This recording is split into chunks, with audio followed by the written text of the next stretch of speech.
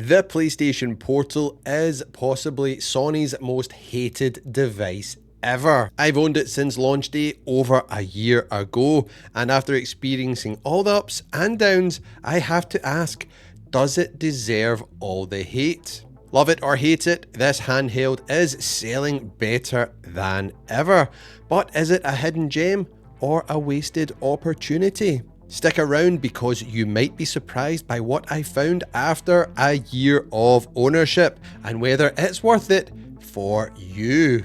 So my first year with the PlayStation Portal, let's cast our minds way back to when this thing was announced by Sony. We live streamed it right here on the channel as we do all the big Sony events.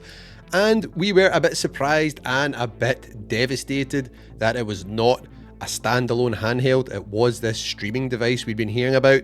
We all thought about things like, is it going to be like a Wii U remote? What actually is this thing? And I wasn't sure if I was going to pick one up. I was on the fence. I thought, I'll get one for the channel anyway. Let's see what it's like. I ordered this not knowing what to expect. Then it showed up. We got the thing set up and I could play games from my PlayStation 5 streaming it to my Portal.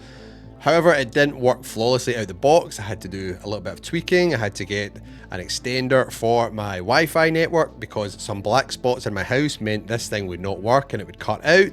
I also had to make sure my PlayStation 5 was hardwired with the Ethernet port into the back. So my PlayStation 5 is not using Wi-Fi to connect to the internet. It is wired straight into my modem.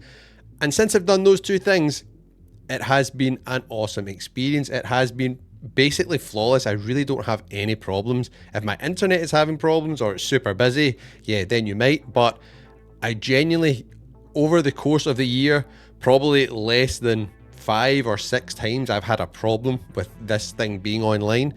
And now that's me talking about remote play, because pretty much all you could do was remote play with this thing for the first, pretty much the first 11 months, pretty much a year actually. We're just over a year now. I'm recording this in December 2024.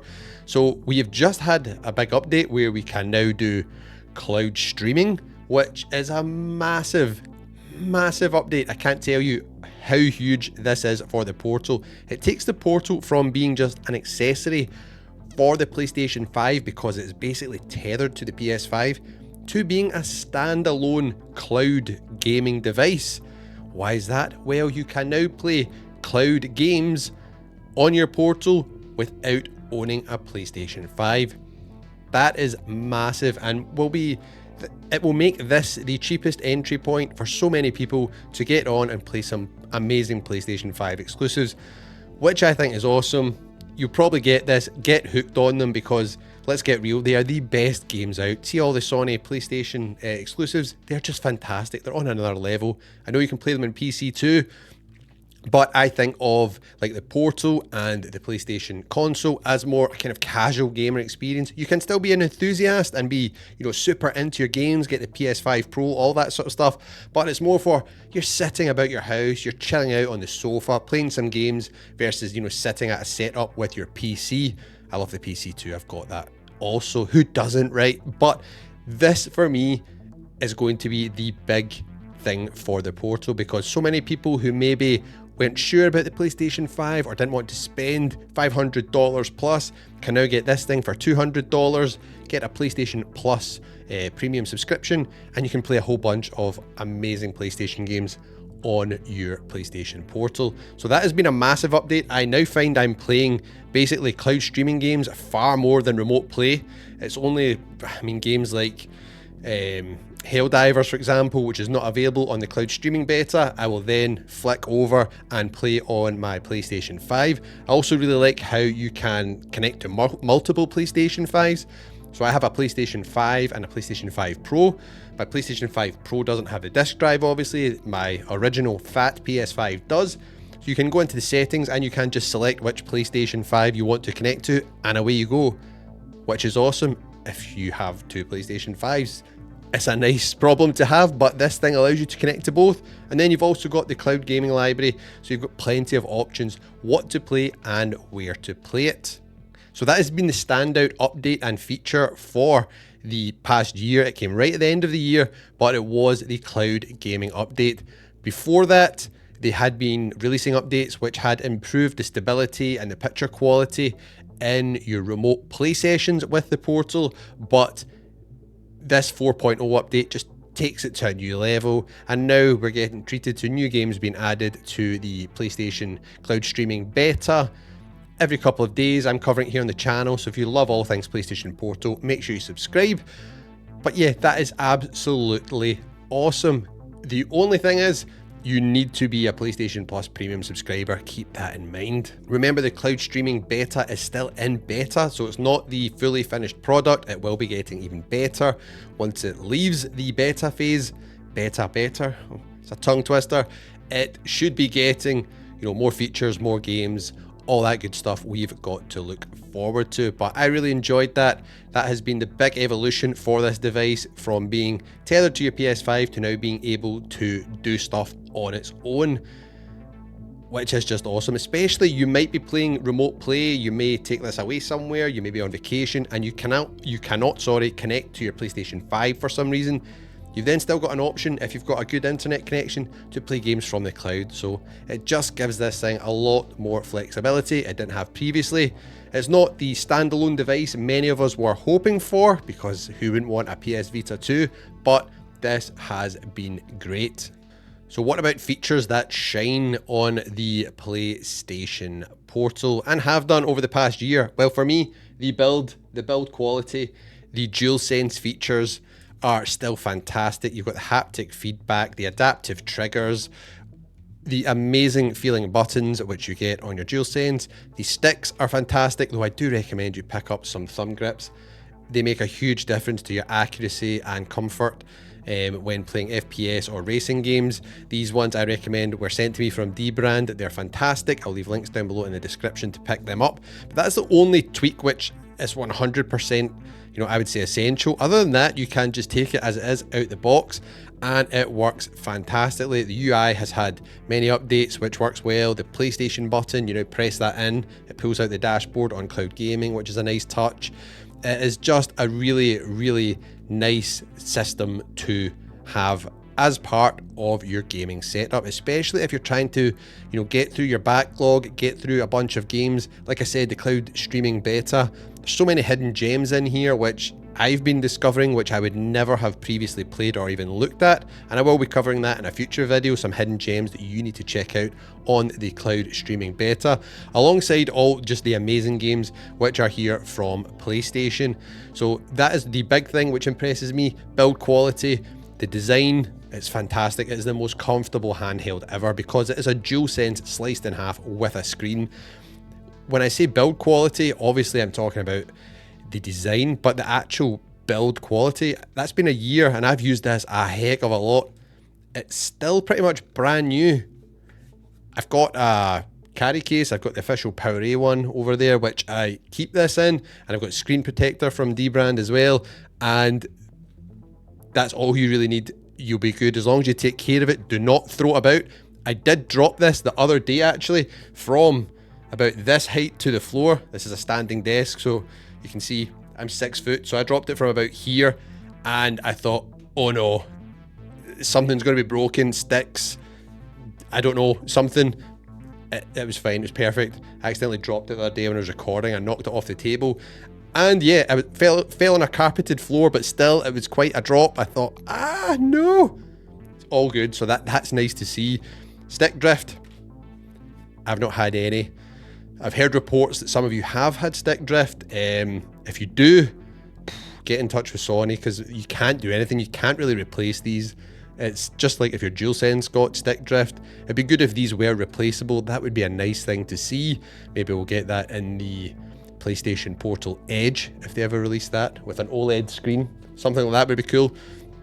But I've had no complaints about the quality of this thing. The screen as well, 1080p LCD screen, is absolutely beautiful, absolutely pops. It is bright enough. If you're playing bright games outside, it's pretty good. If you play something dark, like I've tried Call of Duty Zombies when I was on vacation outside, and it's kind of a dark game mode, but with the sun being out, it was quite difficult to see the screen. But something like Astrobot, you'll see it, you'll see it easy. It's fantastic. Really, really good. I like it. Battery life is meh, it's okay. You get, I'd say around about 5 hours, 4 or 5 hours. Um, and that's more than enough for a decent little gaming session. Then you can plug it into charge. I would recommend you always just keep this charged, on your setup. I've got a dock which I set it on. It keeps it charged for me. If it's not in its case, so then I just pick up and I'm ready to go. You don't want to pick this up to play it and then you've got like 10% battery and then it's done before you know it. So yeah, definitely really nice device. I really like the design, the comfort. The light bars are just a nice touch as well. It looks really cool down the side. These change color as well depending on what game you're playing, what you're doing. And I'm surprised how much I do like it, because when I did see this announced, I thought, oh, that looks odd. I was thinking of something like, like a slightly bigger Vita, or just kind of like the way the Nintendo Switch looks. Something a bit more like that. I wasn't expecting just a DualSense cut in half with a screen. But it works. It is so comfortable. If you are playing games, chilling out on the sofa, this is the way to do it. If you are not going to be doing it on your PlayStation 5 on your telly, or you don't have a PlayStation 5, this is the next best thing. You can also still use your mobile phone as a 4G or 5G mobile hotspot to play this when you're out and about on the go. I've tested that multiple times, and if you've got a good, and I would say an unlimited data plan, because you will tear through your data, this works awesome when you're out and about on the go, as long as you have got a good connection to your mobile phone. Another thing your mobile phone helps with here is they have updated how you access public internet. So say you're at a hotel or an airport and you want to connect to, the Wi-Fi, or maybe it's in a coffee shop. You can now do that a lot easier with this device, because you use your mobile phone. You scan a QR code on your portal and then you can connect, whereas before that was pretty tricky unless the Wi-Fi was just completely open. Now you can do that. So again, you can play this in even more places out and about. Now let's talk about some hurdles which do remain with this device, because it's not perfect. It's awesome, but it's not perfect. And I guess the big one is the lack of standalone functionality. And I know before you all say in the comments, Murray, you just said it's now good standalone because you can stream games from the cloud. Yeah, that's true. You don't need a PS5 to do that, but you do need an internet connection.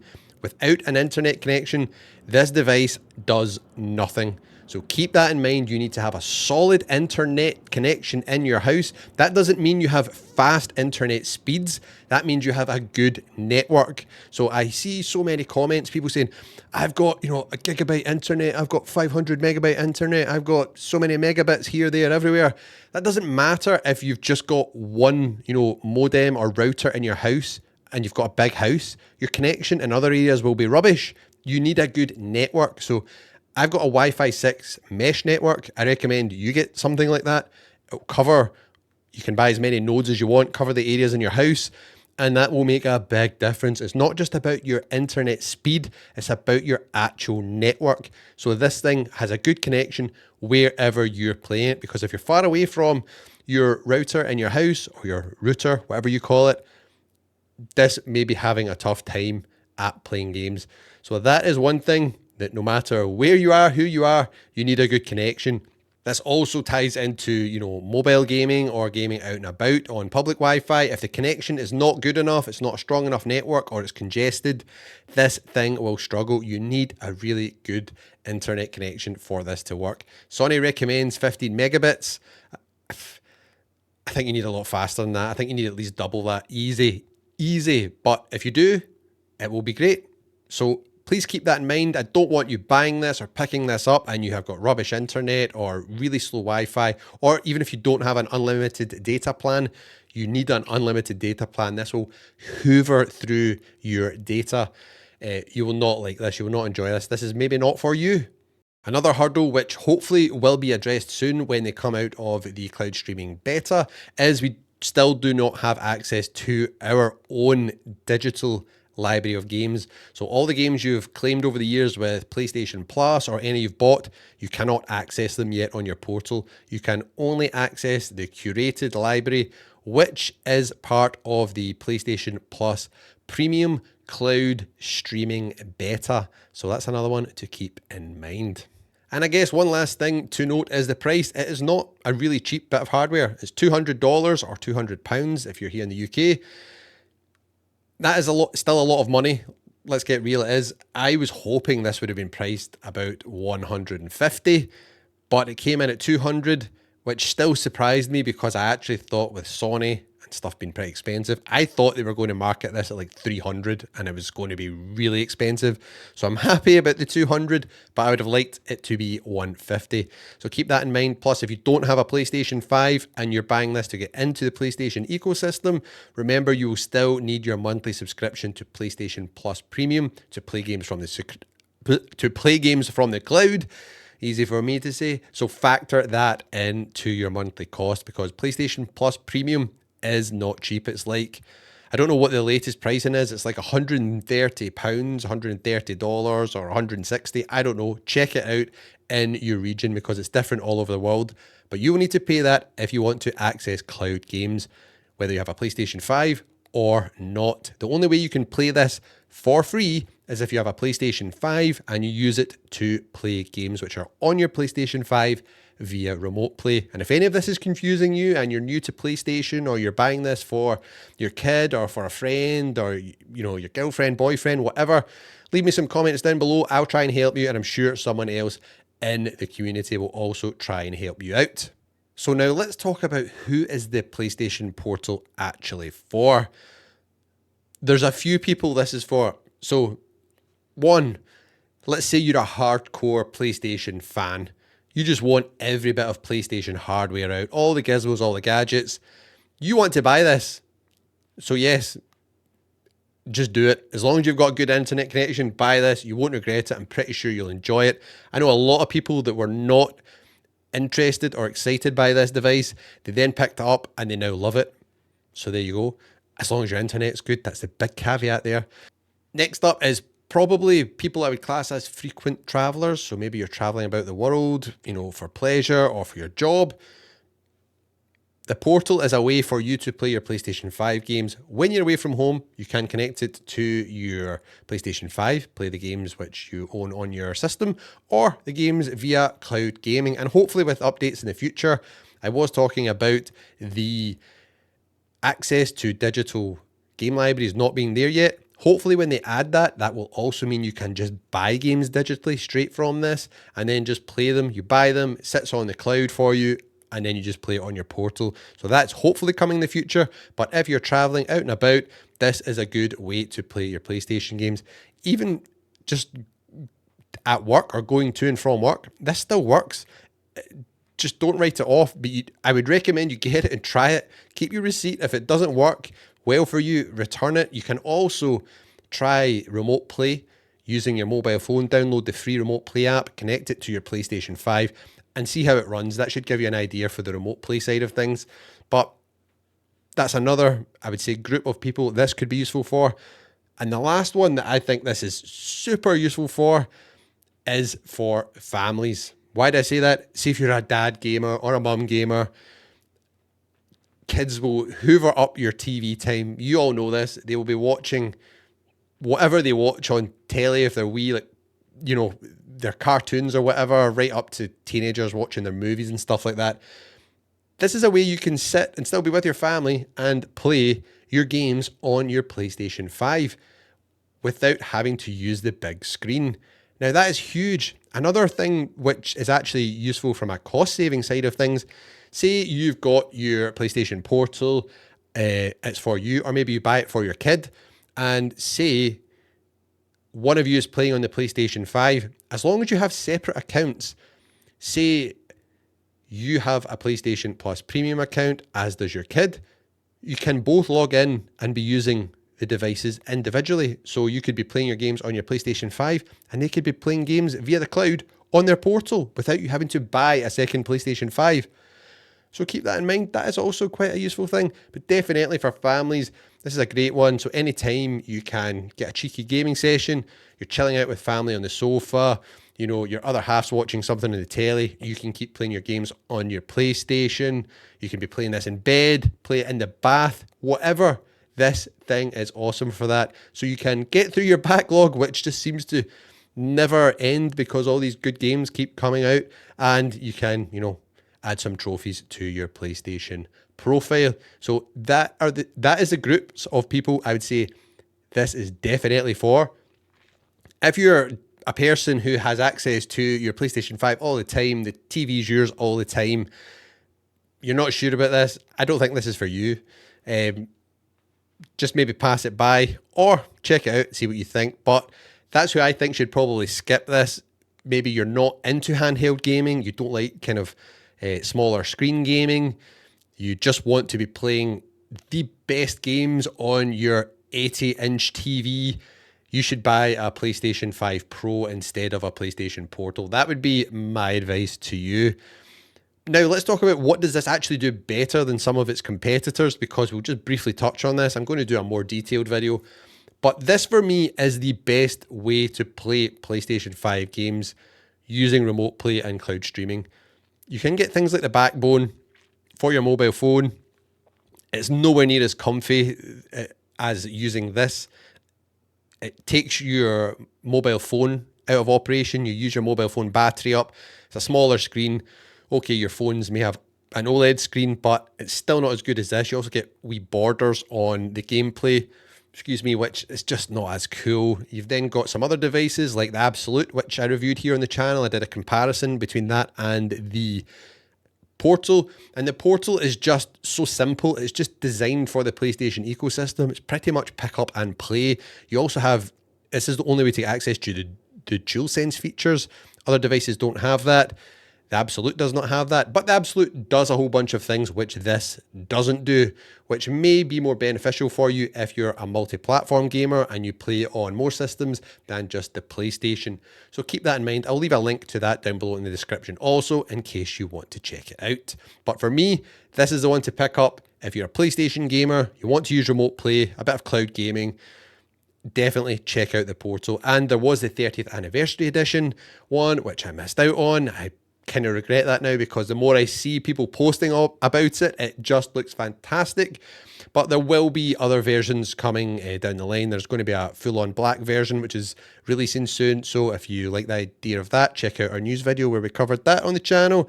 And yeah, maybe there'll be some other cool colorways coming in the future, but this one is pretty sleek as it stands.